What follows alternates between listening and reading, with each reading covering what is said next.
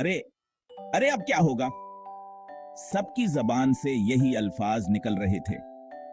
सूरत हाल कुछ यूं थी कि बंदर सुबह दरख्त पे बैठा मजे से केला नोश कर रहा था कि अचानक इसने सस्त तरीके से चलते हाथी को देखा तो उसको शरारत सूझी, और जब हाथी इस दरख्त के नीचे से गुजर रहा था तो उसने केले का छलका इसके पांव के करीब फेंक दिया। अरे अरे अब क्या होगा। सबकी जुबान से यही अल्फाज निकल रहे थे। सूरत हाल कुछ यूं थी कि बंदर सुबह दरख्त पे बैठा मजे से केला नोश कर रहा था कि अचानक उसने सिस्त तरीके से चलते हाथी को देखा तो उसको शरारत सूझी, और जब हाथी इस दरख्त के नीचे से गुजर रहा था तो उसने केले का छलका उसके पांव के करीब फेंक दिया। 0.5 जिससे हाथी फिसलते फिसलते बच गया, और जब बाव पर बंदर को देखा तो गुस्से से सोंड लहराई और जोर से दरख्त पर मारी।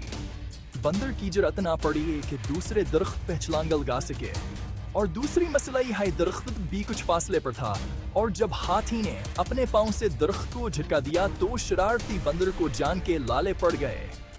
स्कूल कर रहा था, हाथी दरख्ता खड़ कर अपने पांव से तिले मसल दे गा, जिससे हाथी फिसलते फिसलते बच गया, और जब बाव पर बंदर को देखा तो गुस्से से सूंड लहराया और जोर से दरख्त पर मारी। बंदर की जरूरत न पड़ी कि दूसरे दरख्त पे छलांग लगा सके, और दूसरी मसला यह कि दरख्त भी कुछ फासले पर था, और जब हाथी ने अपने पांव से दरख्त को झटका दिया तो शरारती बंदर को जान के लाले पड़ गए।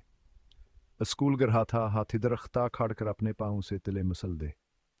अब्बास ने चीखू पुकार शुरू कर दे कि उनके हाथी किसी तरह वहां से जाने को तैयार नहीं था।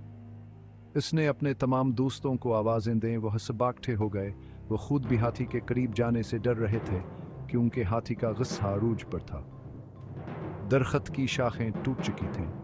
बंदर खौफजदा चलाता ऊपर वाली टहनी से चिमटा हुआ था और बचाओ बचाओ की आवाज लगा रहा था।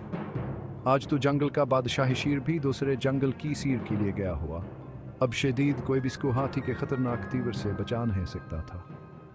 हाथी दरअसल बंदर को इसकी शरारतों और फजूल हरकतों का आज मजा सिखाना चाहता था। लोमड़ी के जहन में अचानक इस मसले का हल आया। वो फौरा सब जानवरों के पास गई और बताया कि इस सूरत हाल पर कैसे काबू पाया जा सकता है और बंदर की जान खलासी करवाई जा सकती है।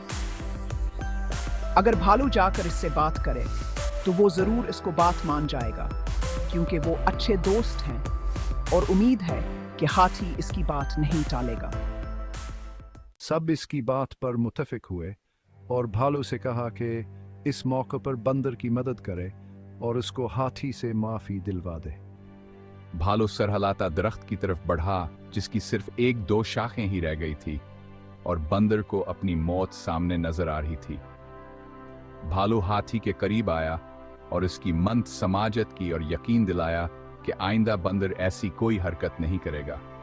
अब तुम गुस्सा खत्म कर दो, और उसको वहां से हटाकर दूसरी तरफ ले गया और बंदर से कहा नीचे उतरो और अपनी शरारत की माफी मांगो और वादा करो कि आज के बाद किसी को तंग नहीं करोगे। वो डरते डरते फूली सांस के साथ नीचे उतरा और भालू के पीछे जा छुपा और हाथी से कपकपाती आवाज से माफी मांगी तो हाथी ने फौरा ही उसे माफ कर दिया।